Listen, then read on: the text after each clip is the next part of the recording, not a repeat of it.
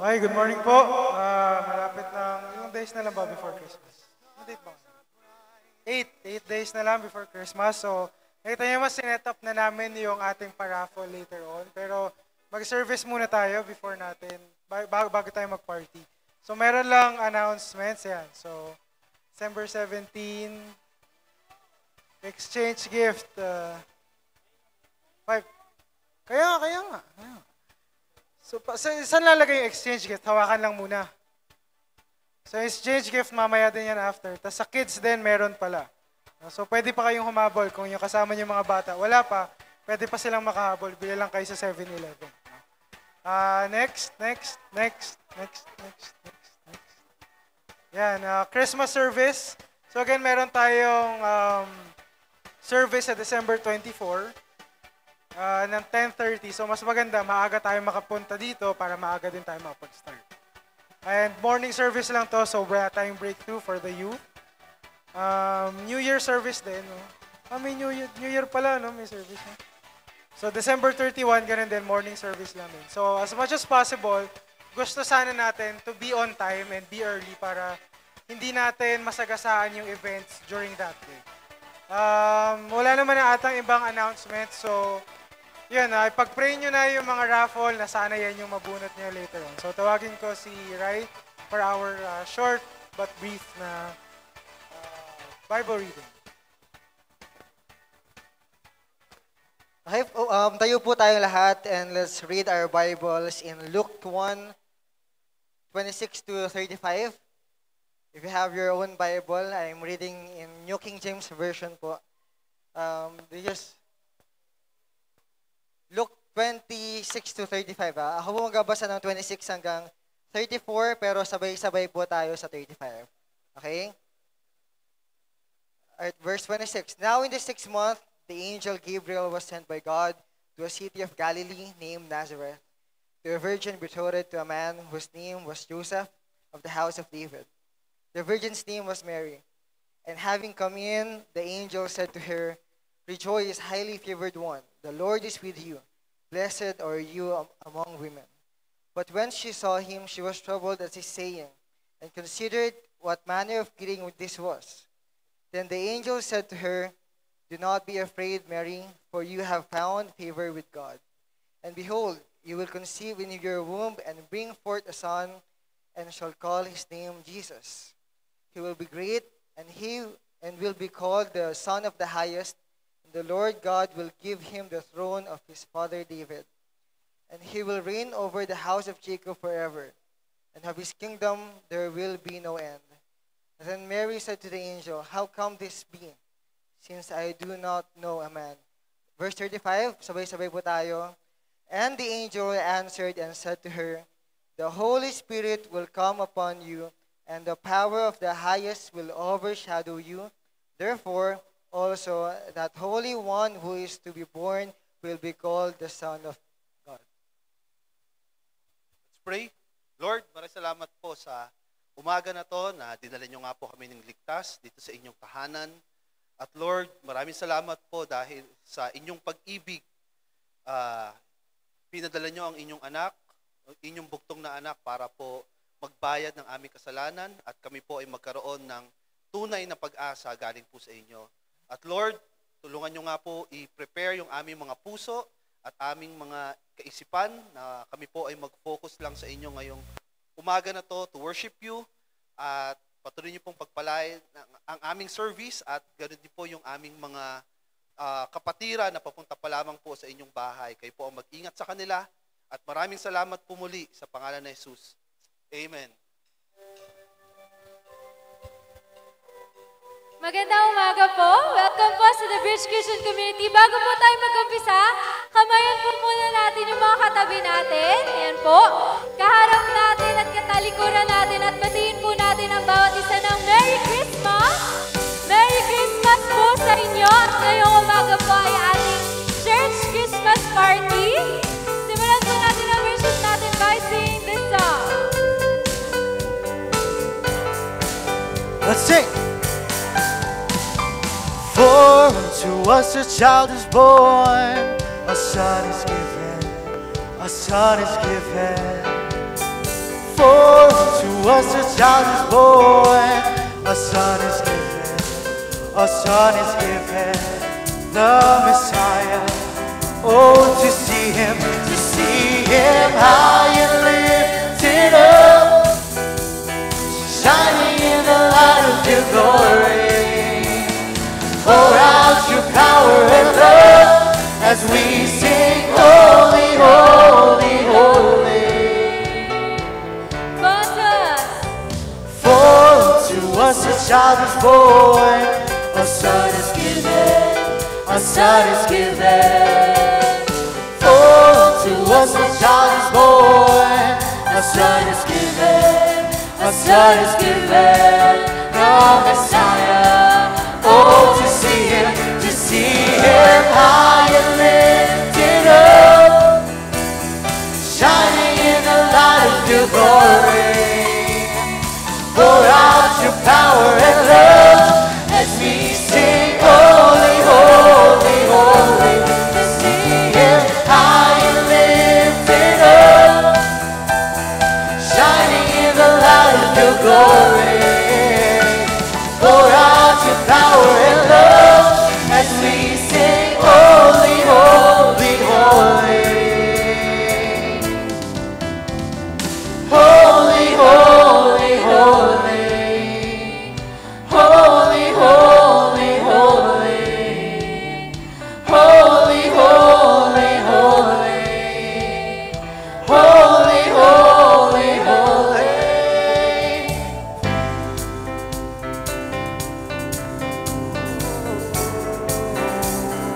Let's sing for to us a child is born. Holy, holy, holy. For to us a child is born. Holy, holy, holy. For to us a child is born.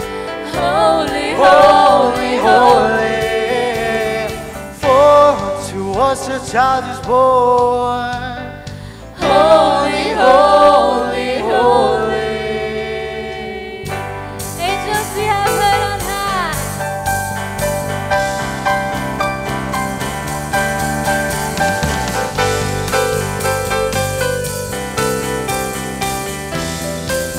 Let's sing angels. Angels we have heard on high, sweetly singing o'er the plain, and the mountains in reply, echoing their joyous strain. Gloria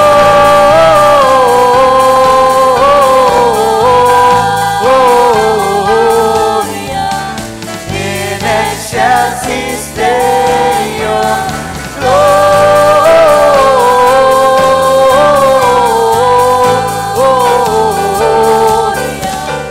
in excelsis Deo.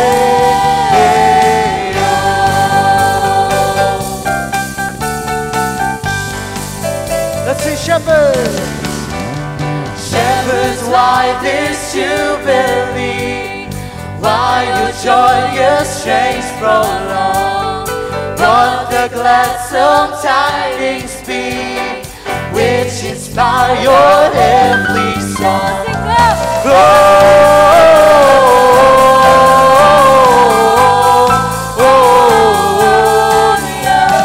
in excelsis Deo. Gloria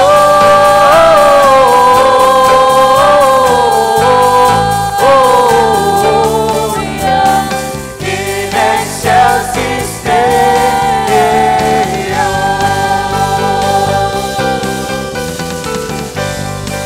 Let's sing, come to Bethlehem. Come to Bethlehem and see him whose birth the angels sing. Come adore on bended knee, Christ our Lord, the newborn King. Gloria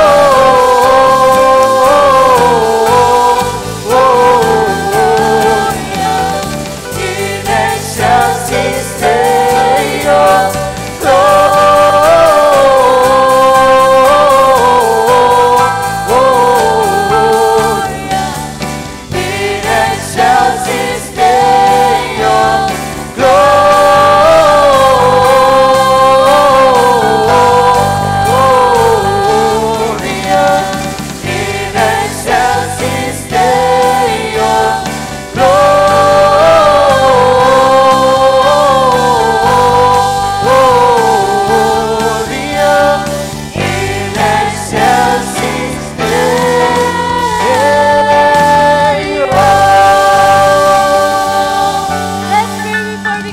Lord. Salamat po. Thank you because we can celebrate the birth of our Lord Jesus Christ. Thank you, Lord, because your birth brings hope to us. Your birth brings joy to us. Your birth brings peace to us. And most of all, Lord, this season is the season for us to show our love for one another. Salamat po, Panginoon, dahil meron pong Pasko at dahil sa Pasko, mas kaya po namin ipakita ang pagmamahal sa bawat isa. Sana, Panginoon, maisapuso po talaga namin dahil ang mensahe po ng Pasko ay pagmamahal po ninyo sa amin. Pagmamahal na ibinigay niyo po yung nag-iisa niyong anak para ipanganak sa paraan na walang karangyaan, Panginoon. Pinanganak po siya sa isang sabsaban para maipakita lang kung gaano niyo po kami kamahal. Kung gaano po gusto niyong malaman namin na nauunawaan niyo po ang aming mga pinagdadaanan, ang aming struggles, Lord, ang aming kahirapan sa buhay, kaya niyo pong makita. Sana, Panginoon, yung inyong pagmamahal ay maging mensahe din po namin sa lahat ng makakahalubilo po namin ngayong Pasko to know and show your love through us. And Lord, we pray that may the message of hope, peace, and joy be our message this Christmas. More than anything else and more than all the material things that we are about to receive this Christmas, we thank you for the gift of love, for the birth of your Son. And we pray that this worship, this service, and even this season, that may we move in ways and speak in ways that will be glorifying to your sight. In Jesus' name we pray. Amen. Let's sing this song.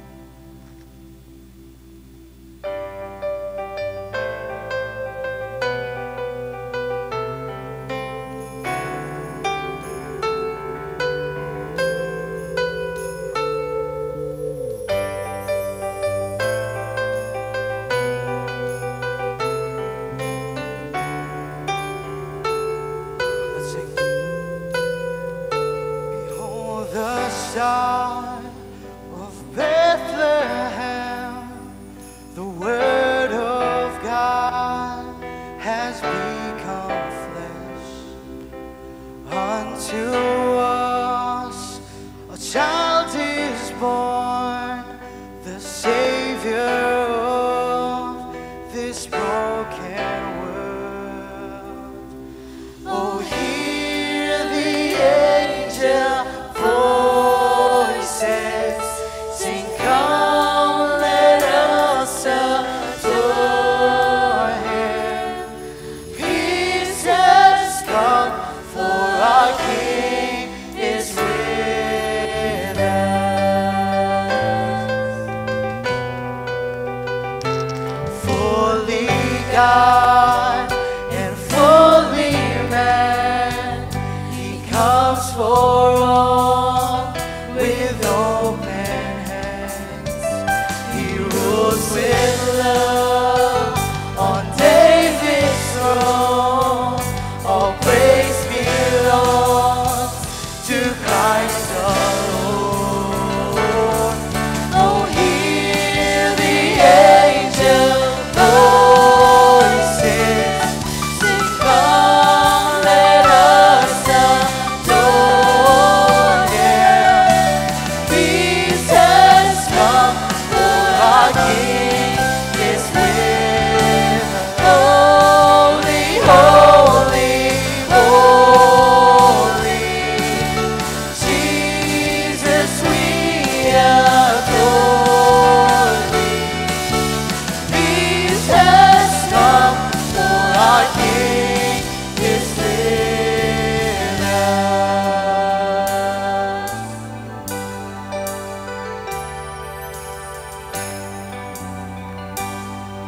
Let's all sing, oh come. Oh, come. Oh, come, let us adore Him. Oh, come, let us adore Him.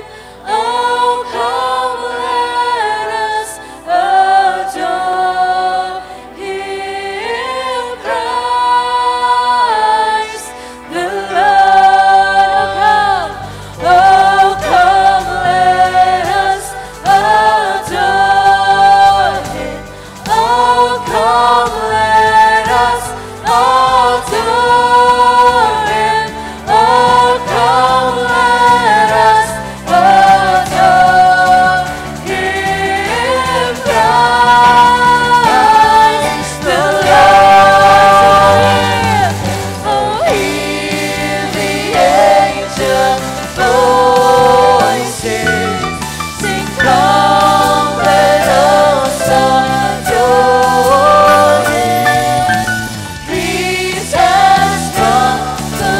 our King is with. Holy, holy, holy. Jesus, we adore thee. Peace has come, for our King is with. Peace has come, for our King is with. Peace has come, for our King is with.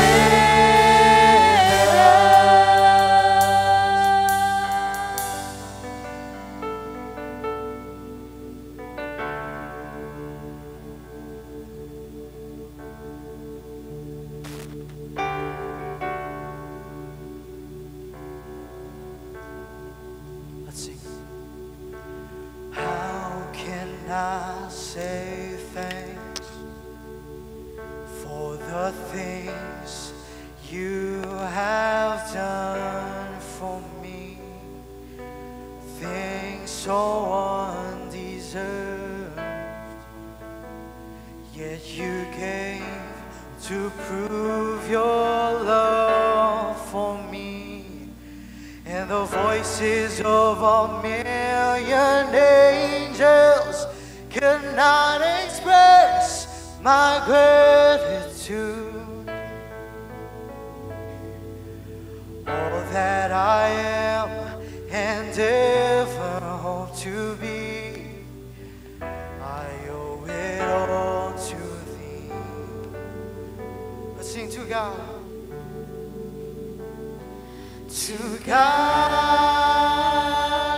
be the glory. To God be the glory. To God be the glory for the things He has done. He has done. Sing that again. How can I say thanks? How can I say thanks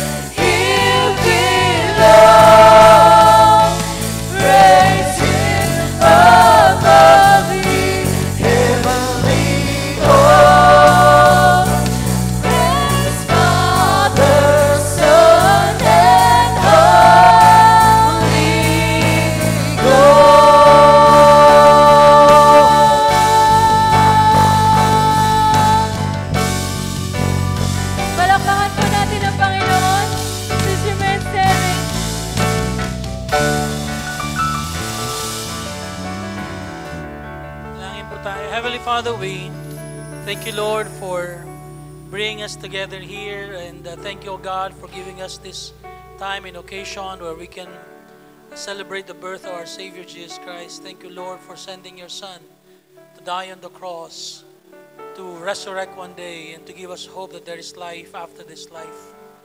Thank you, Lord, because of all the goodness that you have done, we have this opportunity to praise you and thank you. And we pray, O God, that deep inside our hearts we would be implanted, Lord, that gratefulness and thankfulness for all the goodness that you've been doing to us since the start of 2023. And now we are at the middle of the month, last month of the year. We pray, Lord, that we would consider all our ways so that we may present ourselves before you as pure this coming 2024. We pray that you would bless each one of us, O God, and we pray that you would open our hearts and make us to recognize once more your goodness upon our lives this morning. Pagpalain nyo nga po ang bawat isa. Mangusap nga po kayo dun sa mga hindi pa nakakilala kay Kristo bilang kanilang Panginoon at tagapagligtas, na ngayong araw na ito makilala nila si Kristo sa kanilang buhay. Hindi lang yung sanggol dun sa sabsaban, kung hindi yung Kristo nandoon na bayubay doon sa krus ng Kalbaryo, namatay at nabuhay na muli para bigyan kami ng pag-asa na mayroong buhay pagkatapos po ng buhay dito. Pagpalain nyo nga kaming lahat at salamat po at kami po nakapagsama-sama sa umaga na ito para purihin kayo at sambahin sa Spirit katotohanan. Patawarin nyo nga kami sa aming po mga pagkukulang at handaan nyo po yung aming puso. Pundalangin namin sa pangalan ni Jesus. Amen. Pwede na pumapo ang lahat. Magandang umaga po sa inyo. Please be seated. Ngayon ay atin pong Christmas party. So, natatandaan ko nung mga bata pa kami, pag Christmas party sa school ay kami may bagong damit. No?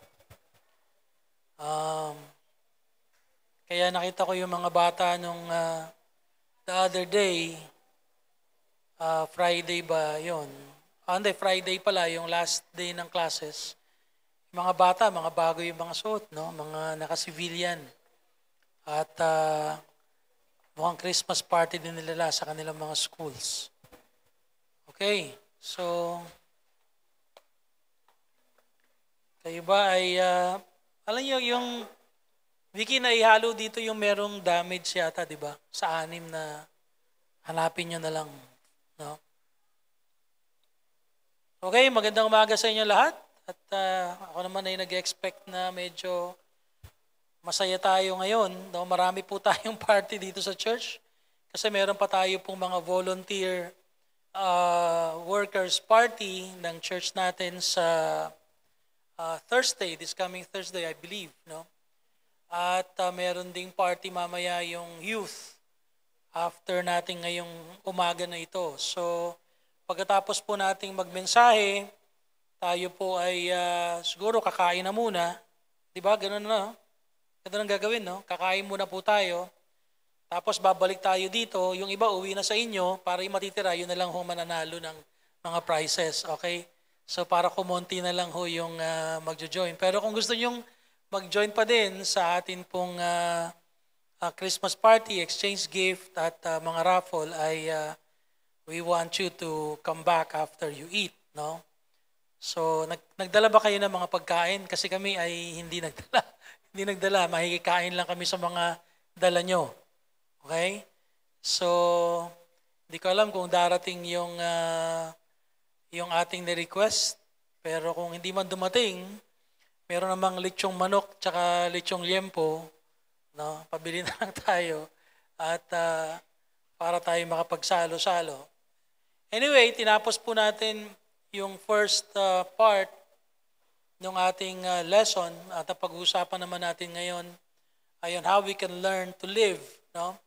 So sabi po doon sa Isaiah chapter 7 in verse number 14. So if you have your Bibles, you turn them to Isaiah chapter 7 verse number 14. And so we all stand as we give reverence to the Word of God. If you have your Bibles with you, and if you don't, you can have someone beside you to share with you yung Bible. Pag wala naman, o kaya naman ay wala sa electronic, ay makinig na lang po kayo at magka-flash yan dyan sa inyo. Sabi po rito, therefore, the Lord Himself will give you a sign. Behold, the virgin shall conceive and bear a son, and shall call his name Emmanuel. Therefore, the Lord Himself will give you a sign. Behold, the virgin shall conceive and bear a son, and shall call his name Emmanuel. No? At sabi ni Matthew, which means God is with us. Okay? Manalangin po tayo muli. Pagpalain niyo, Panginoon, ang inyong salita at ma-realize po namin ang kahalagahan ng God is with us. Panalangin namin sa pangalan ni Jesus. Amen. Please be seated. Let us learn to live. Now, God is with us. Ang sabi po ng ni John, dun sa John chapter 14, verse 8 to 9, Philip said to him, Lord, show us the Father, and it is enough for us. And Jesus said to him, have I been so long with you, and yet you have not come to know me, Philip? He who has seen me has seen the Father. How can you say, show us the Father? No? So, the Lord Jesus Christ, alam nyo, una, napakahalaga po ng katuruan na si Kristo ay pinanganak ng isang birhen. No? Dahil ibig pong sabihin yan, ay hindi po siya galing sa tao. No? Kaya nga naniniwala tayo, the Lord Jesus Christ, hindi ho siya God-man na parang si Hercules. Kung di si Jesus Christ po ay God, 100% God, and 100% man. No? Hindi po siya 50-50. Okay? Pag sinabi kasing God-man, ay para siyang si Hercules na meron siyang napatakan siya ng divinity. No? At 50-50 na siya ay Diyos at siya ay tao. Naniniwala po tayo na 100% ang Panginoong Hesus ay Diyos at 100% ang Panginoong Hesus ay tao, and it has been proven by the Bible and His Word Himself. No? So, mahaba pong usapin yan, pero kung hindi ho kayo naniniwala, ay uwi ho kayo sa bahay nyo at aralin nyo po yung salita ng Panginoon. Or let us have a separate talk, no, regarding that. But what is important to us is that the Lord Jesus Christ was born of a virgin, no, conceived by the Holy Spirit. Okay? So hindi po si Papa Joseph ang tatay niya, no? Hindi ho niya tatay si Joseph kung hindi siya po ay conceived of the Holy Spirit, no, na nagkatawang tao. Okay? Siya po ay Diyos na nagkatawang tao, no? Sabi sa atin dun sa John chapter 1 in verse number 14, and the Word became flesh and dwelt among us, and we beheld His glory, the glory as the only begotten of the Father, full of grace and truth. No? So, yung si Kristo po ay nagkatawang tao at ginamit po na basyo, no, ng para tirahan niya para mag-conceive ay si Mary. Okay? So nanirahan siya doon at kaya si Mary as malaking mabigat na mga theological lessons, pero wala hong dugo ni Mary si Jesus Christ. Okay? So hindi ho siya bahagi, no? Sapagkat siya po ay kinunceive of the Holy Spirit. Hindi kagaya po sa atin ng mga tao na mayroong egg at mayroong sperm at nag-unite at nabubuo, no? Yung kayo at ako, no? Kaya nga yung mga itsura po natin, may kamukha tayo ng tatay natin o kamukha tayo ng nanay natin at mga kamukha natin yung ugali nila, pati yung mga galaw minsan, di ba? Yung ating mga actions, no? At dahil si Jesus Christ ay anak ng Diyos, kaya yung kanyang actions, kaya sabi niya kay Philip, bakit tinatanong mo pa? Nakita mo na ako yung exact representation of the Father. No? So the Lord Jesus Christ came para ipakilala ni Jesus Christ yung Panginoon, dahil ang tingin all the while ng lahat ng mga tao, God is a distant God. No? Malayo. So, at hindi siya pwedeng lapitan. Siya ay powerful at hindi pwedeng kausapin basta-basta. So Jesus is life, He's speaking, how He treats people, will tell you exactly how God thinks, exactly how God feels, and exactly what God is like. So Jesus is Emmanuel, God is with us. No? So, kung gusto natin makilala yung Panginoong Diyos Ama, kung sino siya at kung ano siya, no? Ang kailangan lang ho nating tignan ay si Kristo. No? Kailangan po nating alamin, kilalanin si Jesus Christ. Sapagkat sabi po doon sa Hebrews chapter 1 and verse number 3, that the Lord Jesus Christ is the exact representation of His nature. Nature of the God the Father. So if you want to know if God controls the weather, basahin lang po natin yung sitwasyon when the Lord Jesus Christ, sabi niya doon sa bagyo, peace be still, at ang sabi ng Bible ay yung dagat ay naging parang glass. No? Because the Lord Jesus Christ is the exact representation, so kung hindi tayo naniniwala ang Panginoon ang may control ng lahat, pati ho ng kalikasan, ay nakita po natin yan na ginawa ni Jesus Christ. If you want to know if God is stronger than demonic powers, the Lord Jesus Christ, no, showed that when yung, anong tawag dito? Yung possessed by legion, ang sinabi sa kanya, anong gagawin mo sa amin? At kinast out niya doon sa mga baboy, no? Or swine, herd. So is Jesus is God, come to earth. If you want to know what God thinks about something, see what Jesus said about it. If you want to know what God really says it takes to get to heaven, just listen to the Lord Jesus Christ say to a very religious man in John chapter 3, you must be born again. No? Kung gusto natin makilala yung Panginoon, would send that if God would send somebody to hell, if He's serious, kung seryoso ang Panginoon na mayroong parusa yung kasalanan ginagawa ng mga tao, tingnan natin yung example ng Panginoon at sinabi niya doon sa Matthew chapter 10, fear Him who is able to destroy both soul and body in hell. No? If you want to know what God thinks about marriage, look at what Jesus said in Matthew chapter 19. He said, He who created them from the beginning made them male and female and said, for this cause a man shall leave his father and mother and cleave to his wife, and the two shall become one flesh. What God hath joined together, let no man separate. Yan ang stand ng Panginoon. No? Kaya nga hindi tayo naniniwala sa divorce. Naniniwala tayo once a person commits to a relationship.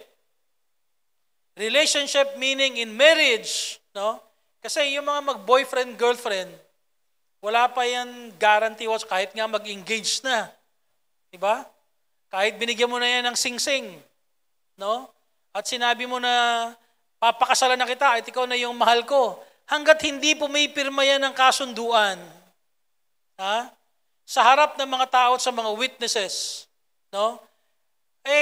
Mababali, yung nga lang nagpumirmahan na, naging mag-asawa na, nababali pa yung kanilang relasyon. Paano pa yung nagsabing, papakasal na tayo, ha?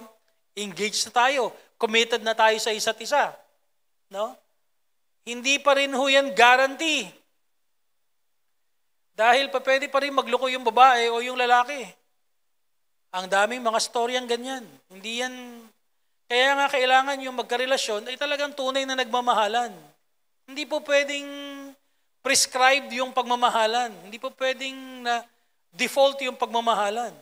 Kailangan pinag-isipan thoroughly. Kaya nga pag ako'y nagkakasal, sinasabi ko parati, ito ba'y pinag-isipan nyo ng gusto? Ito ba'y pinag-aralan nyo ng gusto?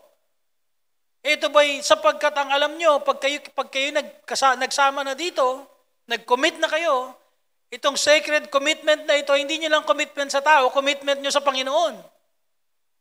Ha? Ito'y kasunduan nyo sa Panginoon. No? Kaya importante na, na yung mga mag-aasawa, bago kayo pumasok, kasunduan nyo sa Panginoon yan. At malaking kasalanan sa Panginoon, no? Nabubuwagin mo yung kasunduan, pero yung mag-engage, kasunduan nyo lang dalawa yan. Ha? Hindi nyo yung kasunduan sa Panginoon. No? Pag dumating na kayo dun sa meron na kayong date at sinabi nyo, eto na yung araw, yun na yung kasunduan nyo. Na sinasabi nyo, haharap na kayo sa Panginoon at ang sinasabi ng Panginoon, ang kinakasal lang, sabi niya, He who created them from the beginning made them male and female. And for this cause, man shall leave his father and mother and cleave to his wife. No? And the two shall become one flesh. Male and female. Hindi ho male and male, tsaka female and female. Okay? Ang ginawa ng Panginoon ay babae at lalaki. At hindi ho pinapakasal ng Panginoon yung lalaki sa lalaki at yung babae sa babae. Kaya hindi ho tayo naniniwala sa same-sex marriage. Kung yung mundo at kung yun ay magiging batas sa bansa natin, no? Sana isabay nila sa batas na meron lang mga tao specifically ang pwedeng magkasal sa lalaki o babae sa babae at hindi mga pastor. Dahil baka mapilipit mo yung leg ng mga yun pag ako, di ba? Imagine mo, naniniwala tayo sa salita ng Panginoon tapos pupwersahin ka. Pipilitin ka na pastor ka na ikasal mo kami. Di ba ganun sa ibang bansa? Yung lalaki sa lalaki, babae sa babae, pag nilapitan nila yung pastor hindi pwedeng tumanggi. Dahil yun ay batas. Kung hindi, didemanda nila yung pastor. Kaya sa bansa natin, dapat hindi yan payagan. No? Dahil sa ating constitution, lalaki sa lalaki ay hindi po pwede, babae sa babae hindi pwede, kundi lalaki at babae lang sa ating family code. Tama ba, attorney? No? So, at hindi naniniwala yung Panginoon at masama sa kasalanan sa harap ng Panginoon na nagsasama yung hindi mag-asawa. Sa panahon natin ngayon, ang hirap dahil ang hirap ng annulment. No? Ang mahal. Di ba? Pa ikaw yung naghiwalay, gagastos ka ng napakalaki, mag-aantay ka na napakatagal, minsan patay na yung hiwalayan mo. Hindi pa kayo maanal. No?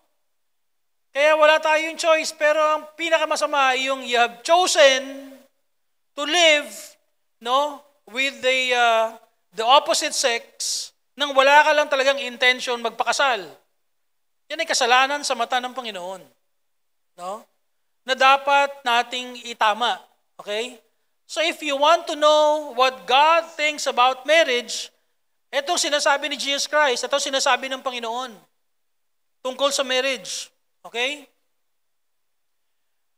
Kaya kung magpakasal na kayo bago matapos yung taon dahil expired na sa December 31 yung aking lisensya. Kailangan ko na mag-renew. Okay? Dito sa church, tinatanong ko parate, Pastor, magkano ang magpakasal? Sa church po ay libre lahat. From womb to tomb. No? Bago mo pinapag-pray mo na mabuntis, hanggang sa ilibing, libre. Wala akong bayad dito sa church. Hindi ho naniningil si pastor. Kung gusto yung pakasal, walang bayad kay pastor. Pwede dyan sa office, pwede doon sa CR, pwede dyan sa lobby, kahit saan po pwede. Ha? Basta wala lang conflict sa ating mga schedules, but you can marry anytime. So sa church natin, wala hong mga bayad. Ipaalam nyo na sa lahat, wala hong bayad kay pastor. Ngayon, kung papabiyahin nyo ako sa Boracay, bilan nyo ako ng mamasahe sa aeroplano. Lugi naman ako. Ako pa magmamasahe sa sarili ko. Tsaka bigyan nyo naman ako ng tutuluyan ng kahit mga 3 oras. Di ba? No? Dahil hirap namang saan ka naman pupunta doon. Pero basically, wala ho. No? Yung mga kinasal ho natin dito, they can give whatever they want to give. No? Whatever the amount they want to give. Kung ayaw nila magbigay ng love gift sa pastor, no problem. Ha? Yung pastor ho ay tuwang-tuwa. Dito sa church, yung pastor ay tuwang-tuwang nagkakasal ng tama. No? Yung may mag-asawa na gusto mag-asawa at Gusto nilang itama yung kanilang relasyon. Si Pastor Ho ay excited to do it. Ha? Kasi yan ho'y pagsunod sa ating Panginoon. No? So what does God think about holiness of His church? Ipakita natin kung paanong si Jesus Christ ay pinagtatapon niya yung mga tables doon sa temple. No? And clears the compromisers out of His temple with a whip. Ang tapang ng Panginoon, di ba? Pinagtataob niya lahat ng mga money changer doon. Kasi kapag pupunta yung mga tao doon sa templo, iba't ibang galing silang iba't ibang bansa, dala-dala nila iba't ibang currency. So may mga lamesa doon, sila yung nagpapalit ng dollar, nagpapalit ng real, nagpapalit ng kung anumang denomination ng kanilang mga pera. So merong business doon. No? Buti na lang sa church natin, walang nagninegosyo dyan sa baba. Na? Nagbebenta ng itlog, nagbebenta ng mga nasa bote na mga iniinom, pampadugo. No?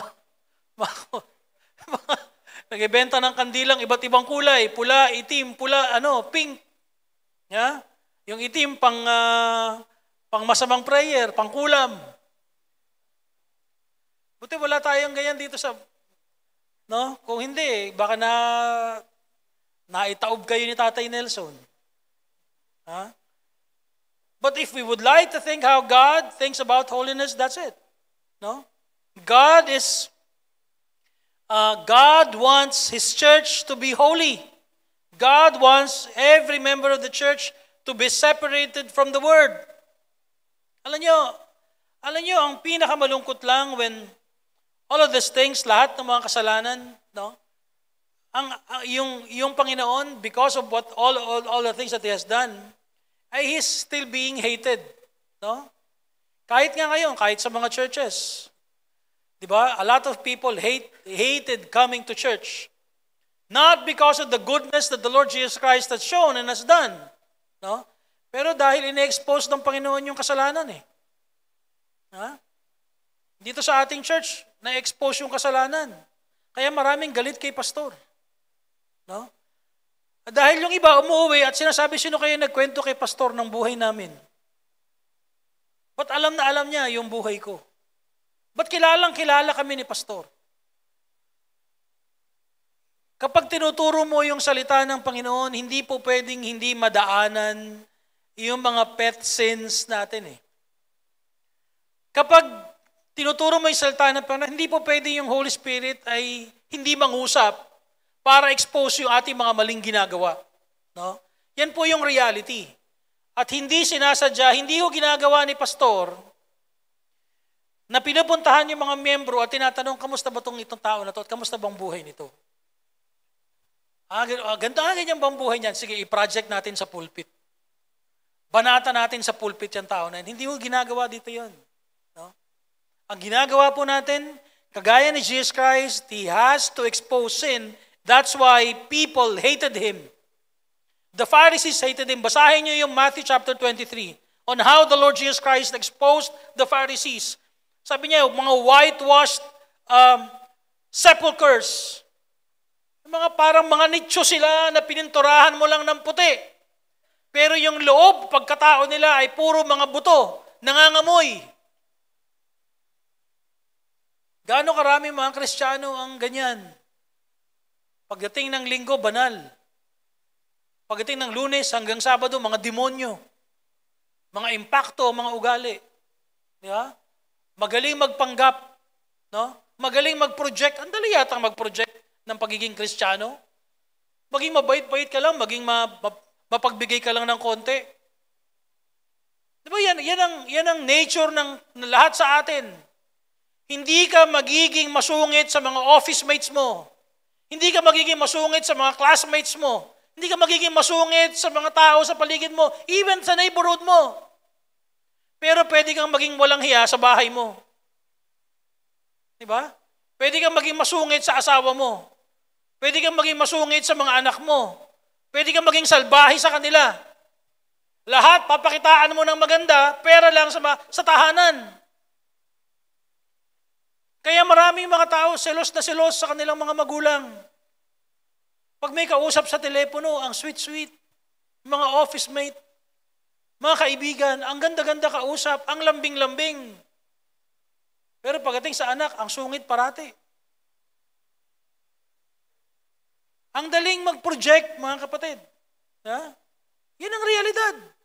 Ang daling i-project yung kasalanan. Kaya ang Panginoon, the Lord Jesus Christ, exposes people like that. That's why He was hated by so many. Kaya marami ding pastor, hated by so many. Kasi ang gustong pakinggan, sabi ni Apostle Paul, darating sa panahon, sabi niya kay Timothy, that people will have itching ears. Ayaw nilang pakinggan yung mga lectures. Ang gusto nila yung mga lovey-dovey kind of preaching. Ooey-gooey kind of teachings. Yung masarap sa tenga. Yung hindi nasesermonan. Ha? Pagpunta nila sa church, ang kanilang gustong pakinggan ay yung message, hindi sermon. Gusto nila yung, ano ba yung message ni pastor? Ang sarap, ang ganda naman. Mahal na mahal ka ni Lord. Susuplayan ka ng pangailangan, Lord. Kahit marami kang kasalanan, okay lang yan. Naiintindihan ka ni Lord kasi alam niyang tao ka lang. Dito ho sa church, hindi ho okay yan. Naiintindihan ka ng Panginoon, tao ka lang. Kaya gulpi ka niya, pag Kristiyano ka, gugulpihin ka niya. Parang tatay yan. Pag mahal ka ng tatay mo, ang sabi ng Panginoon, pag mahal ka ng tatay mo, didisiplinahin ka. Ha? Hindi ka niya hahayaang matigas ang ulo mo. Hindi ka niya hahayaang mag-wayward ang iyong klase ng pamumuhay. Aalagaan ka niyan. Susuwetuhin ka niyan. Pag late ka na umuwi ng bahay, pag uwi mo ng bahay na late, papagalitan ka niyan, ba't ngayon ka lang dumating? Hindi dahil sa binabawasan niya yung liberty mo, kung hindi dahil sa nag-aalala sa'yo dahil mahal ka niya. Napakagulo ng ating paligid.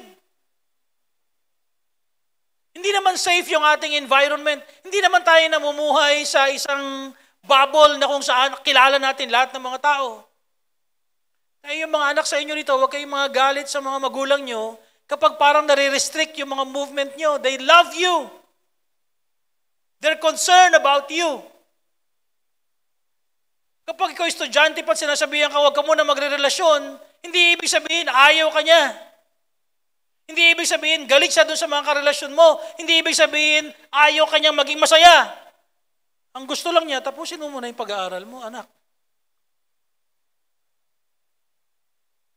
Tapusin mo muna, mahal kita eh. Gusto kong makatapos ka, maging maganda yung kinabukasan mo, hindi ka maging kaparehas namin. Gusto kong maging maganda yung direction ng iyong buhay. Di ba alam nyo, kapag anak ka, hindi mo yan naiintindihan eh. Di ba? Pag anak ka, akala mo, ang sungit, ang dami namang bawal. Ba't yung iba nagagawa nila yan? Ba't kami hindi po pwede? Ba't yung iba naman? Yung iba, baka hindi sila mahal ng magulang nila eh. Ikaw mahal na mahal ka eh. Ha?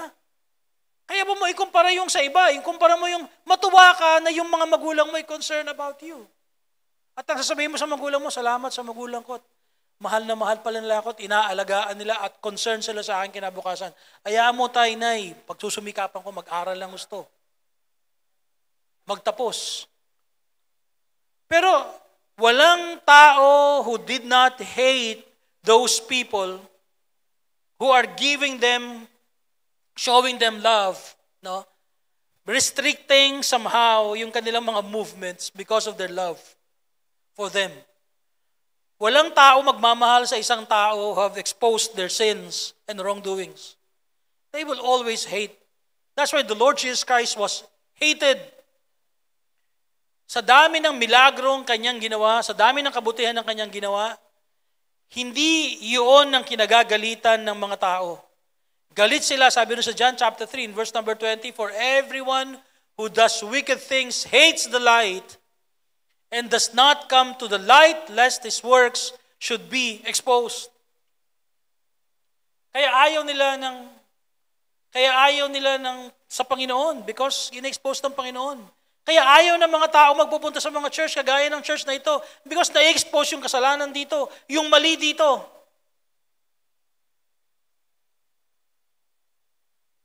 Gaano karaming beses magpipreach ka dito, nagkukurutan yung mag-asawa dahil na-address yung kanilang mga mali sa kanilang bahay.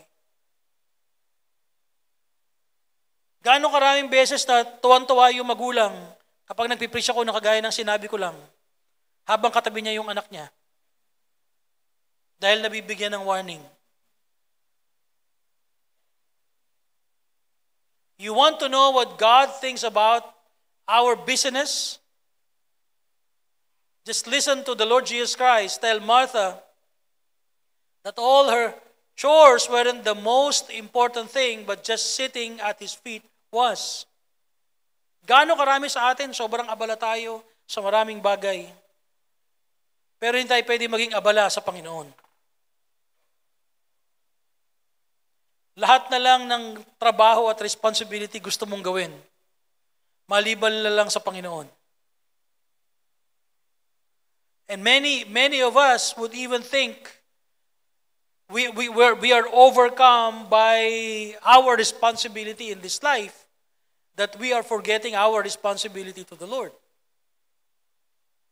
Nakakalimutan natin na meron na yung mga bagay na ginagawa natin para sa Panginoon, yun yung nagka-count, hindi yung ginagawa natin para sa mundo na ito. You see? But you want to know what God thinks about business? Listen to the Lord Jesus Christ. Ang sabi niya kay Martha, Martha, why you are cumbered by so many things? Ba't hindi mo gayahin yung kapatid mo? Ito, nakaupo, nakikinig. Masyado mong inaalala yung mga bagay-bagay. Alam mo, hindi yung masisisi, lalo na pag mga babae, asawa. No? Misis ko, ganyan, pag Sunday, ang inaalala niya yung kakainin namin, inaalala niya yung concern niya, yung aming welfare pag Sunday. In fact, sobrang dami niyang iniisip. No? Kapag linggo, sabi ko sa kanya kanina, may naiwanan siyang list. Sabi ko sa kanya, hindi, iwanan mo na talaga yan. Isulat na lang dun sa office mamaya. Kasi malilate na tayo. No? Ang traffic pa naman ngayon. Ang traffic lumabas ng Marikina ngayon, kung nandun ka sa loob ng Concepcion. Ang traffic papunta rito sa bayan, di ko alam kung bakit. No? Yan ang problema natin, kaya kailangan mong humanap ng ibang gawi. So if you want to know how seriously God takes sin, just look at Jesus, God who took it seriously enough to be tortured and die on a cross, paying for our sins in His body. Kaya sa atin na namumuhay pa sa mali, sa kasalanan, kayo na mga Kristiyano na nag-i-enjoy pa ng kasalanan, you look at what the Lord Jesus Christ has done on the cross for you. And then realize, pinaghirapan na ng Panginoon niyang kasalanan mo. Bakit ka mamumuhay pa sa kasalanan? If we will only realize and understand how much the Lord Jesus Christ has paid for our sins, marami siguro sa atin, talagang malalayo tayo sa paggawa ng mali. Kung alam lang natin yung gravity ng kasalanang binayaran ni Kristo doon sa krus ng Kalbaryo, imagine mo, pinagbayaran niya na yung kasalanan mo, tapos gusto mo ulit magkasala. A lot of people and even believers or Christians, for that matter, wala silang serious thought of what the Lord Jesus Christ has done for them on the cross. Kaya wala rin silang serious thought of committing something that is wrong. Hindi ako magugulat kung yung hindi mananampalataya ay mababaon sa paggawa ng kasalanan. Because wala talaga siyang understanding whatsoever. He's blinded. Sabi ng Bible, the God of this world has blinded his mind. Kaya wala siyang awareness. Pag binigyan mo nga siya ng correction, galit pa nga siya eh. Di ba, remember yung kinukwento ko sa inyo na mayroong nangangalabit doon sa barbecuehan ni Mang Frederick sa akin? Na bata? No? Humihingi ng pera. At sabi ko sa bata, pagkatapos kong bumili dito, diyan ka lang, huwag kang aalis. Samahan mo ako, pupunta ako sa bahay niyo. Kakausapin ko nanay, tatay mo. Alis yung bata, layo. Takot siya eh. Sabi ko, kakausapin tatay. Kasi sabihin ko sa tatay nanay niyo, ito yung anak niyo na nanglilimos doon. Alam niyo ba to? Sinong magulang in his right mind or her right mind would allow her kids to beg for money? Yung tamang isip, ha? Sinong magulang na tamang isipan na yung kanyang anak, hahayaan niyang pumunta sa kalsada humingi ng pera? Naniniwala ako, ang nag-aalaw lang sa mga anak niya humingi ng pera, yung mga taong mga magulang na wala yung tamang isipan. Because in the first place, bakit ka nag-anak? Kung hindi mo pala kayang buhayin yung anak mo. Gaano karami mga tao ang mga professional, may mga hanap buhay na maayos, nagtitigil sa anak. Pero meron mga tao, walang hanap buhay, anak ng anak. Kaya pumunta ka sa may mga lugar kang pupuntahan, para pag nakapasok ka sa isang lugar, isipin mo, ba't ganito itong lugar to? Parang pabrika. No? Parang meron gawaan ng bata dito. Ha? No? Meron silang parang pabrika ng bata sa isang lugar. Wala. At pag sinabihan mo yung mga magulang, magagalit pa sila sa'yo. Yung umalis yung bata, tumabi doon sa isang mamang katabi ko, humingi ng pera, yung mamang katabi ko, binigyan siya ng pera. Ang sabi ng DSWD, yung paglilimos ay parang gripo. Ha? Pag pinihit mo at pinatay mo yung gripo, walang hihinto yung sahod ng tubig. No? Walang sasahod ng tubig dun sa gripo. Kasi pinatay mo na yung gripo eh.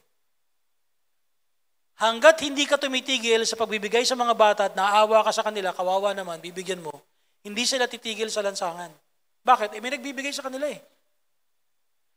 Hindi ako magugulat yung nagkatrabaho sa inyo rito ng 8 hours every day or 9 hours every day na kumikita ng 500 pesos, mas malaki pa yung kita ng bata sa'yo. Pag nagkumparan kayo, pag at the end of the day, tatawanan ka ng bata, magkano kinita mo? Sa kanya, mahigit 500 o baka 600, baka ikaw 500 lang kinita mo. Pawis na pawis ka, yung bata, tatawa-tawa pa, sasabit-sabit, ang saya-saya. May dala-dalang tambol. No? Okay, nagsusuot ng badyaw. Ang sabi ng mama, nung lumapit sa kanya yung batang sinabihan ko, binigyan niya ng pera. Ang sabi ko sa mama, kaya ho sila hindi umaalis kasi binibigyan niyo eh. Dahil malaking katawan ko, takot siguro yung mamang sumagot sa akin. Kasi baka banatan ko siya, yun siguro iniisip niya. No? Kaya binulungan niya yung katabi niya, sabi niya sa katabi niya, bakit pera ko naman binigay ko, di ba? Di mo naman pera. Tama naman siya, di ba? Sabi niya, pera ko naman binigay ko eh.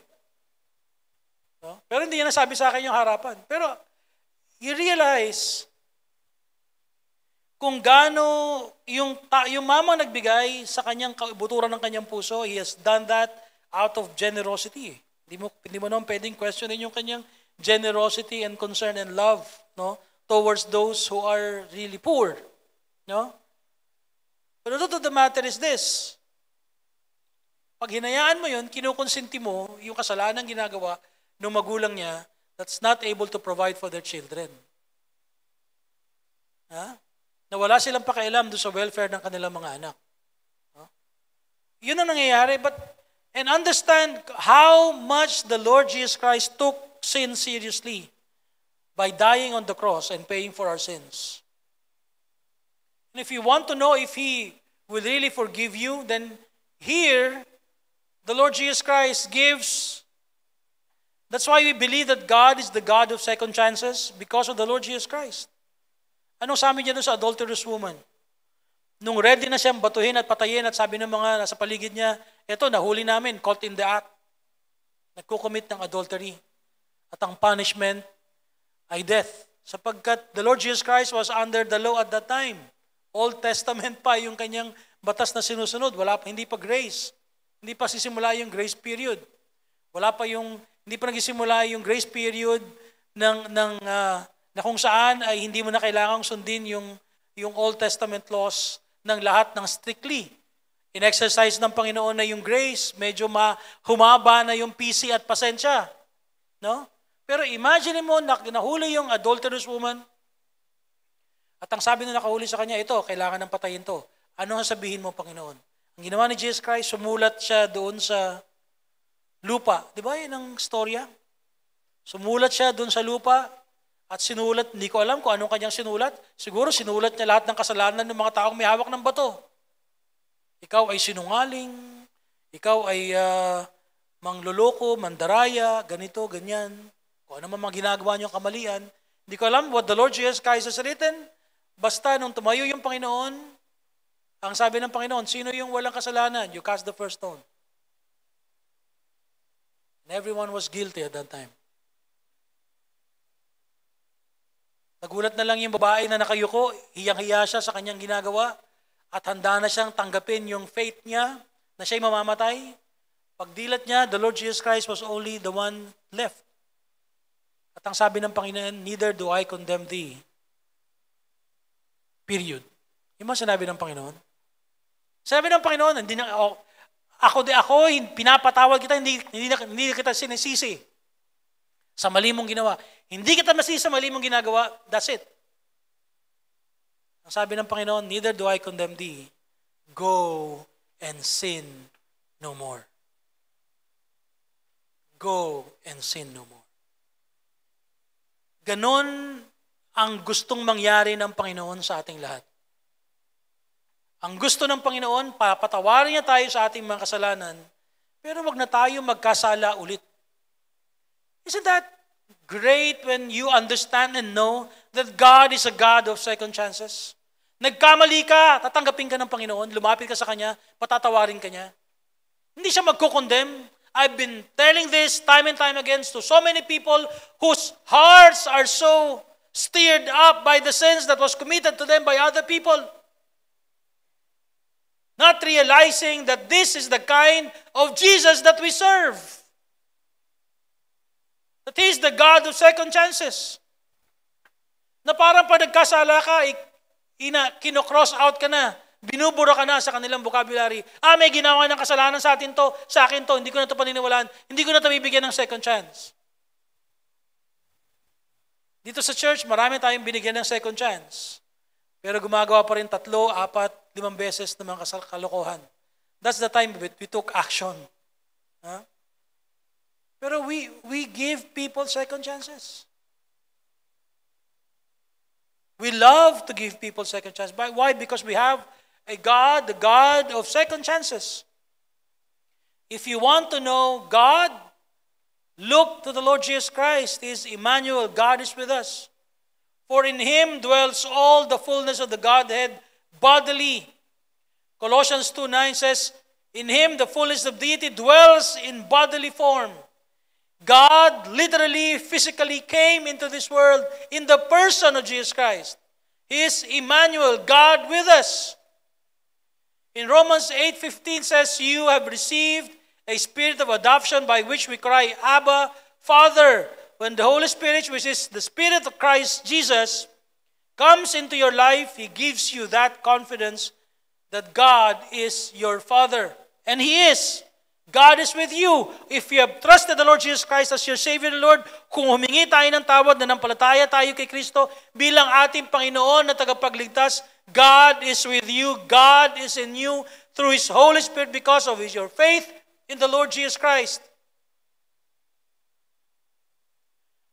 Alam niyo, when the angel appeared to Mary that day and said, Hail, favored woman, the Lord is with you, that didn't mean that everything was necessarily going to be easy for Mary because God is with him or with her. Because we all know na kaya maraming tao ang hindi sila sold out to the meaning of God is with us. It's because if God is with us, bakit ganito yung mga, ang dahil pa rin namin problema. Ang dahil pa rin mga issues, mga situations in life. Ba't hindi kami nakakatakas sa mga bagay na yon? When Mary said that the Lord is with you, hindi ibig sabihin, it will be easy for Mary because God is with her. Imagine niyo a pregnancy that no one was going to believe or understand. Habang lahat ng mga bagay na yun ay dinaanan ni Mary. fleeing for a foreign country while the king of your land tries to kill you and your son. Several moved from country to country because they were trying to track you down and kill you. Watching your son, Jesus Christ, become a controversial public figure, loved by some but hated and maligned by many others. Gaano karami sa inyo magulang kayo pag nasaktan yung anak nyo, gusto nyong saktan din yung nananakit, di ba? Pag nasabihan, gusto nyong sabihan kung ano pang, di ba? Gusto nyong balikan. Naalala ko, yung nanay ko, nung natandaan ko, nung elementary yata ko, may nanapak sa akin, nag-black eye ako dito eh. No? Sinugod ng nanay ko. Gustong bangasan ng nanay ko yung mukha ng mga magulang eh. Hindi nga yung bata, yung mga magulang mismo. Sinugod niya sa bahay. Imagine mo pag saktan yung anak mo, di ba? Parang ikaw ang sinaktan. No? So, imagine niyo on how many hated the Lord Jesus Christ, insulted Him. Huh? And then to stand there and watch Him be publicly humiliated and mocked and nailed to the cross and bleed to death before her own eyes, knowing that the Lord is with her. So what Mary would go through and went through wasn't easy at all. But God was with her. Alam niyo, that made a difference. That should make a difference in the life of many of us here today. If you have trusted Christ, kung meron na kayong nanampalataya kayo kay Kristo bilang inyong Panginoon at tagapagligtas, ang pagkakaiba nung naghihirap ka sa buhay at yung naghihirap ka that God is with you ay napakalaki ng pagkakaiba.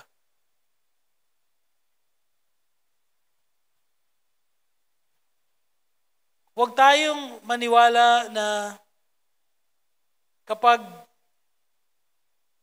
binigay nyo yung Panginoon, buhay nyo sa Panginoon, ay magiging maayos na yung buhay nyo.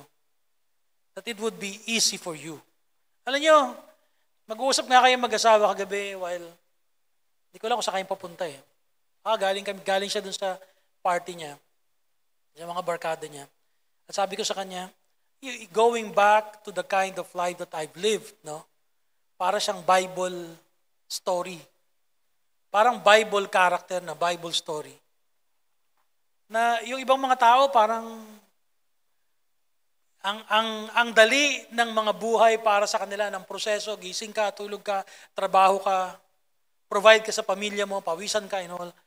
Walang mga angles, walang mga complications on so many sides. Sabi ko, unlike us, unlike me, it was kind of hard and difficult. Especially knowing that you have surrendered your life to the Lord. Huh?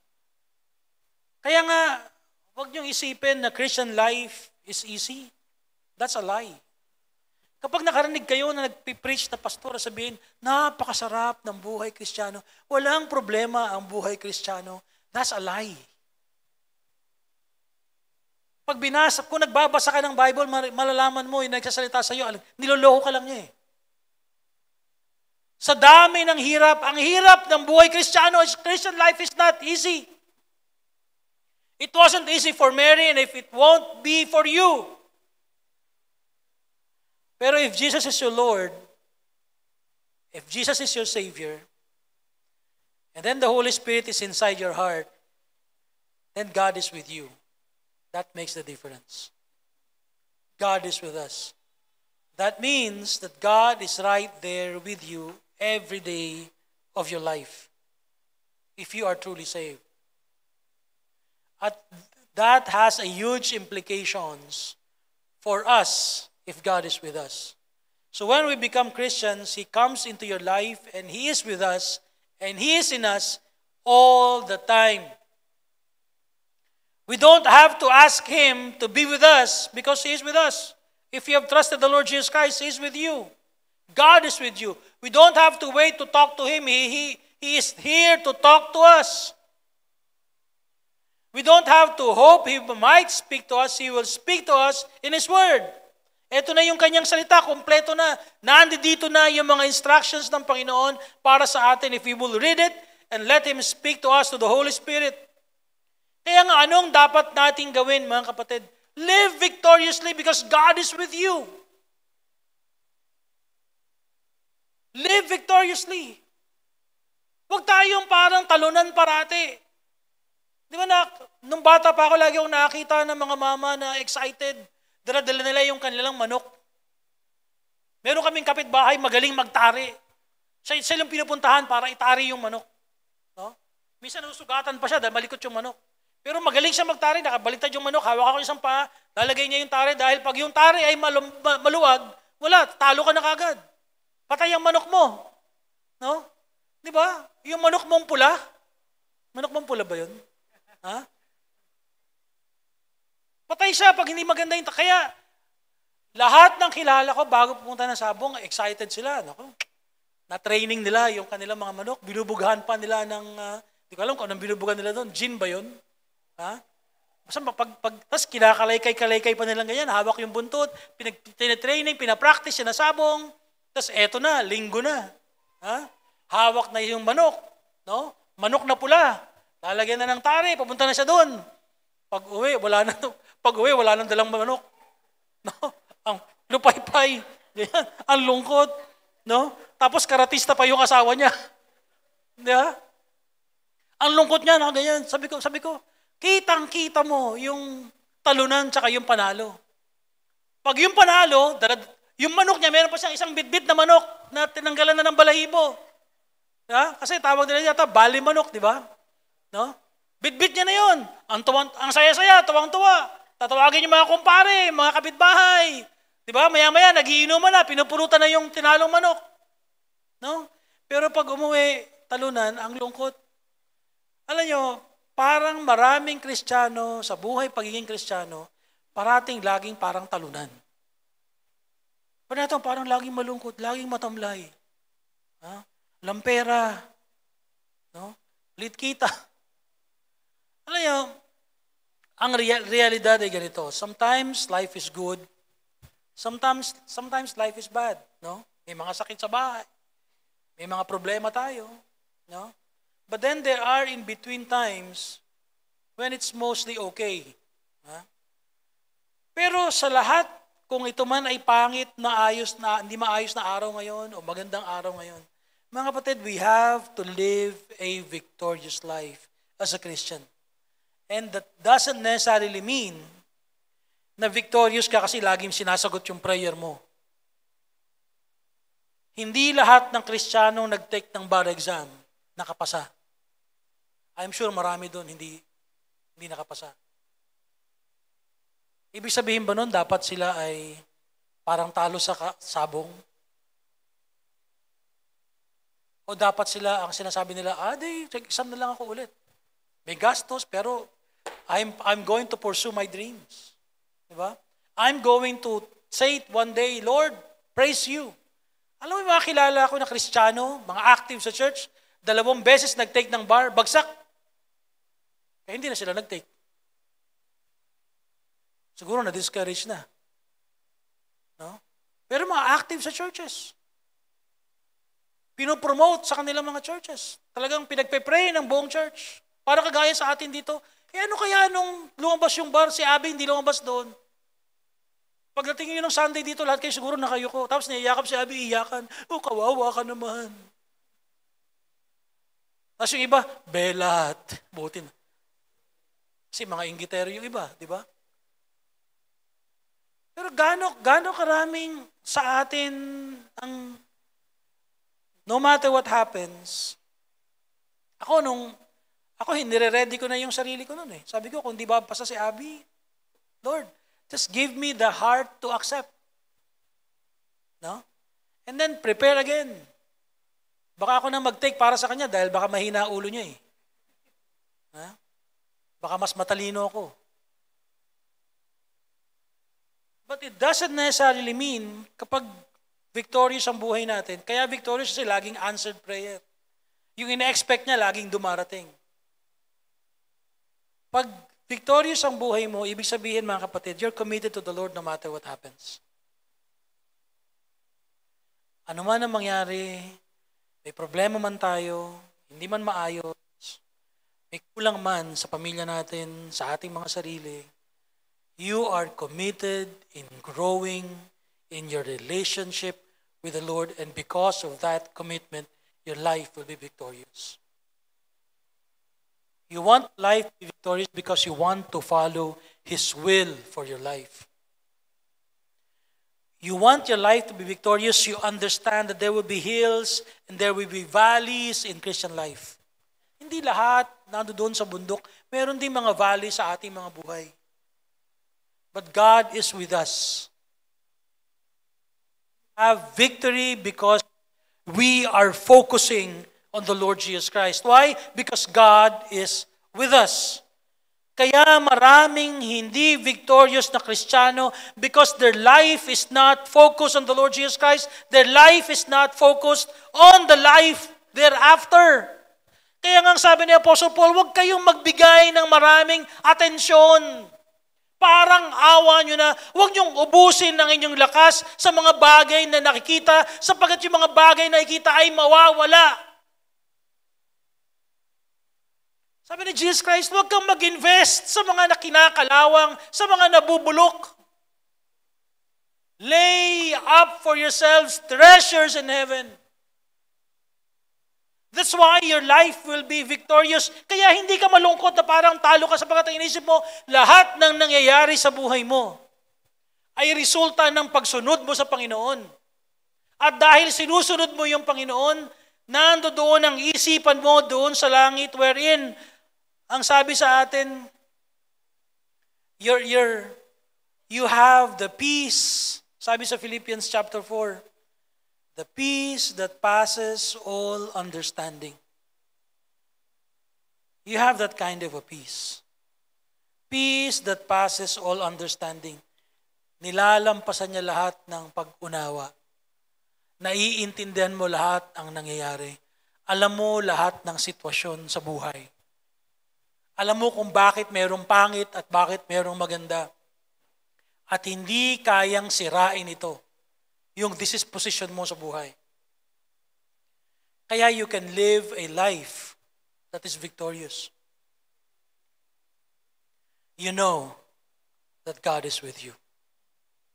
Mga kapatid, tayong lahat ay, kung kayo mananampalataya, minulat ng Panginoon ang ating mga isipan sa katotohanan ng tunay na buhay. We don't just live for here. Hindi ko alam kung gaano karaming panahon on a daily basis na ang iniisip nyo ay langit, no? Yung buhay pagkatapos ng buhay dito, na iniisip nyo yung buhay nyo and how you will represent yourself one day to the Lord. Yung pine-prepare nyo yung mga sarili nyo sa mga bagay. Hindi ko alam kung gaano kayo kaganyan ka mag-isip. But I hope, no, na lahat tayo would think that way. Huwag nyong burahin sa economy ng 24 hours nyo yung Panginoon. Naisipin nyo parati, ano ba yung ginugugol nyong oras patungkol sa Kanya?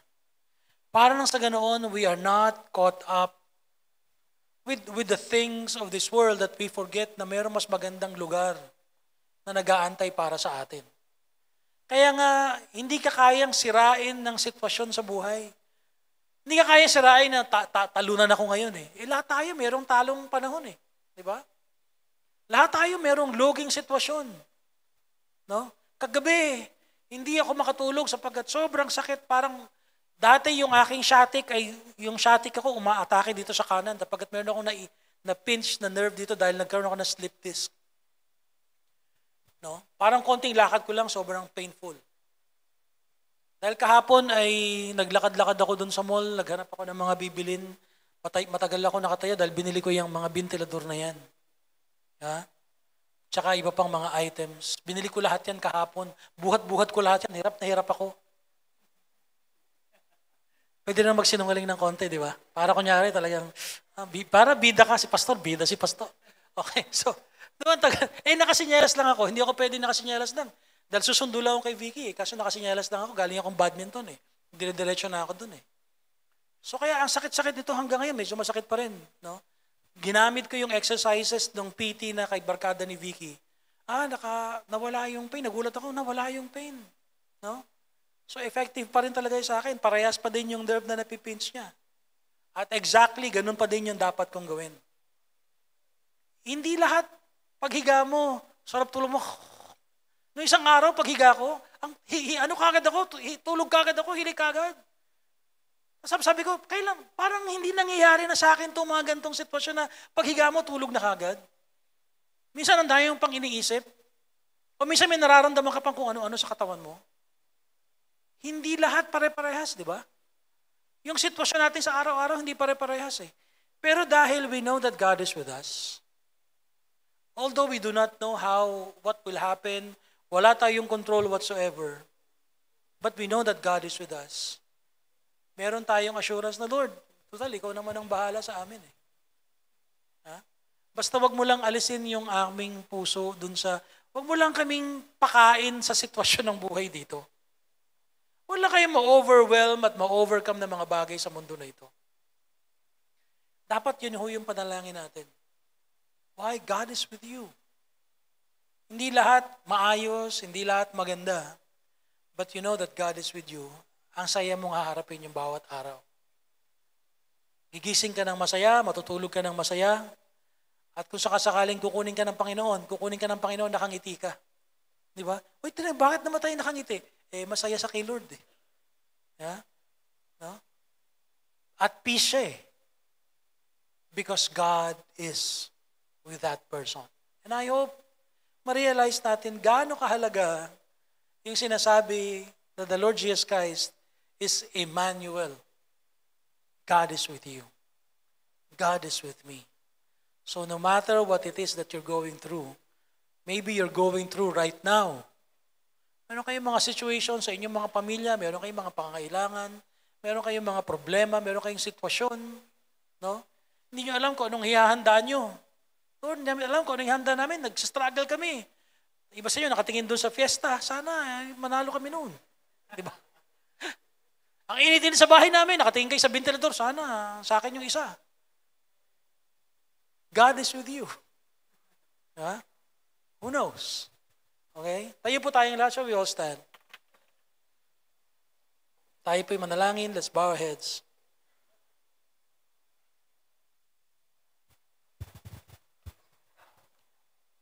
Ang pinakamahalaga po sa umaga na ito, hindi yung makapag-celebrate tayo, makapag-party tayo, makapag-exchange gift tayo, makakain tayo sa mga hinanda nyo, makapagsaluhan natin. Ang pinakamahalaga po sa ating lahat sa umaga na ito, ang ating unang-unang suriin, meron ba tayong relasyon talaga kay Kristo? Is God with you?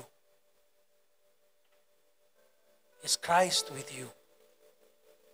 Dumating na ba tayo sa punto ng ating buhay na sinabi natin, Lord, patawarin niyo po ako sa aking mga kasalanan. Pinagsisihan ko po lahat yung aking mga maling nagawa. At tinatanggap ko po si Jesus Christ sa puso ko bilang aking Panginoon at tagapagligtas. Nagawa niyo na po ba yun? Because if not, then God is not really with you. You think He is with you, but He is not with you. Ang susi at ang paraan for Christ to be with you, you receive Him in your heart. Humingi kayo ng tawad sa Kanya. Kaya habang nakayuko po yung ating mga ulo, nakipikit yung ating mga mata, ang akin pong hiling sa inyo, kung hindi niyo po naranasang manampalataya kay Kristo, you receive Him in your heart today. Sabihin niyo sa Panginoon, Panginoon, patawarin niyo po ako sa aking mga kasalanan. Panginoon, pinagsisisihan ko po yung aking mga maling nagawa. Panginoon, pinagsisisihan ko po yung aking mga maling paniniwala. At tinatanggap ko po ang Panginoong Hesus sa aking puso. Si Jesus Christ bilang aking Panginoon at tagapagligtas na mula sa araw na ito, siya yung Diyos na aking susundin sa aking buhay. I want you, God, to be with me, Lord. Kahit ako'y nananampalataya kay Jesus bilang aking Panginoon at tagapagligtas mula po sa araw na ito. If you pray that prayer, you can go home and pray that prayer once more. You come to the Lord. and ask Him to come into your heart and receive Him in your heart as your Lord and Savior. Tayo pong mga Kristiyano, tayo mga mananampalataya. Let us live a victorious life, mga kapatid. Huwag defeated. Huwag tayo magpatalo, magpa-overcome sa mga problema sa buhay dito. Huwag tayo magpatalo at magpa-overcome sa mga sitwasyon natin. Magkaroon tayo ng pananampalataya na sapat sa ating mga puso at pagtitiwala sa Panginoon na mahal niya tayo no matter what happens. We have that peace in our hearts and in our minds, the assurance that God is with us. God is going to be with us in all our situations. Before I close in prayer, nung misis ko ay buntis, no? Sa aming panganay na si Abby, ang sabi niya sa akin, ayokong manganak nang nag-iisa ako dun sa delivery room. Nakita ko yung mga kapatid ko, sabi niya, nanganak sila doon. Nako, walang kasama, lungot-lungkot, inaantay, walang nakahiga lang ng gano'n. Sabi niya, gusto ko maglamas tayo. Gusto ko nandoon ako habang nanganganak ako, kasama kita, katabi kita. Ikaw yung nagbibigay sa akin ng encouragement. Magkasosyo tayo sa pain, magkasosyo tayo sa suffering. Pag puyat ako, puyat ka din. Pag pagod ako, pagod ka rin. So we took lamas. At totoo nga, at ang mabigat sa katotohanan na yon, mas pagod ako kaya sa kanya. Siya pagod sa panganak, pero pagod sa pagbabantay. Siya nakatulog, ako walang tulog. Gising ako all throughout. Kaya nung nanganak na siya, dinala niya sa kwarto, mas matagal ang tulog ko kaya sa kanya. Mas mahimbing ako. Sa sobrang pagod, 24 hours kahalos gising. Dahil ako'y nagbabantay, nag-aalaga at nagtumitingin. Just imagine if God is with you. Akala mo pagod na pagod ka. Pero hindi mo nare-realize, mas pagod yung Panginoon. Tulog ka ng mahimbing pero nandoon siya, pinoproteksyonan ka na, pinapanood niya yung bawat kilos mo at sinasabi niya, maging tapat ka lang, po-provide ko mga pangailangan mo. Aalagaan kita, mamahalin kita, mahal kita, maunawaan mo lang sana kung gaano kita kamahal. That's why we can live a victorious life. Why? Because God is with us. God is with you. You can live a peaceable life because God is with you. You can live a life that is joyful because God is with you. You think you're suffering, you think you're hurting, you think you have problems. God is there carrying all those problems with you, suffering with you, experiencing all those difficulties with you. Why? Because God is with us. At ang sinasabi ng Panginoon, you live victoriously. Kayo malungkot, huwag kayong nakatungo, huwag kayong hindi ngumingiti, maging masaya kayo, maging magalak kayo, maging hopeful kayo every day. Why? Because God is with you. Understand that God is with us. Dakilang Diyos, salamat po Panginoon sa inyong pagmamahal, sa inyong pag-ibig, sa inyong pagsugo, sa inyong bugtong na anak para po maging kaligtasan namin. At dahil kami ligtas, alam po namin ang aming kalagayan sa mundo na ito. Alam po namin that you are with us, Lord. Patnubayan niyo nga po kami lahat. Kung meron kayong mga kapatiran dito, doubts, O God, the veracity and the truthfulness that you are with us. Sapagkat dumadaan kami sa mga problema, tell them, Lord, today, that if they're suffering, you're suffering with them. If they're in pain, you are in pain with them. If they're in tears, you are in tears with them. If they're joyful, you are joyful with them, Lord. If they are at peace, you are at peace with them. Because you are with us, Lord. You are with us in this life, and you are with us after our life here on earth. Patnubayan niyo nga po kami lahat. Patawarin niyo kami kung so many times we doubt, O Lord, you are being with us. Tulungan niyo nga po kaming manampalataya at magtiwala sa inyong kapangyarihan na kumikilos sa amin po mga buhay. Ito ang dalangin namin sa pangalan ni Jesus. Amen. Let me ask Brother Ice to pray for offerings. Let us pray. Father God in heaven, nagpapasalamat po kami sa biyaya ng inyong salita. And sa aming pagbibigay, buksan niyo po aming puso at aming isipan na magbigay sa inyo. Bukas ang loob sa aming mga puso, Panginoon. Tanggapin niyo po ang aming mga ikapo at aming mga tithes and offerings. May this be used, Lord, for your furtherance of your word and sa mga gawain po dito sa church. In Jesus' name we pray. Amen.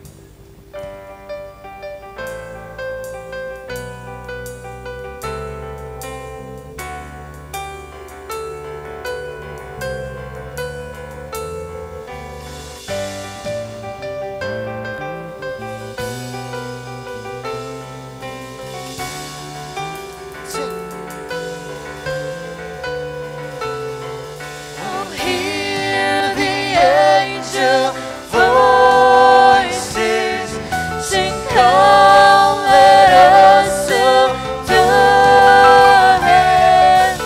Peace has come, the King is with.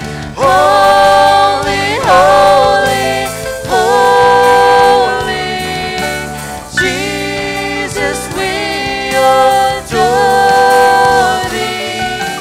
Peace has come, the King is with us. Oh, come, let us adore Him. Oh, come, let us adore Him. Oh, come, let us adore Him, Christ the Lord. Oh, come, let us adore Him. Oh, come, let us adore Him. Oh, come, let us adore Him, Christ the Lord.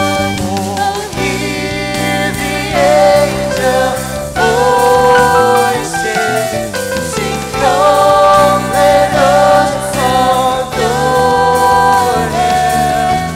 Peace has come, for our King is with. Holy, holy, holy, Jesus, we adore Thee. Peace has come, for our King is with. Peace has come, for our King is with. Peace has come, for our King is with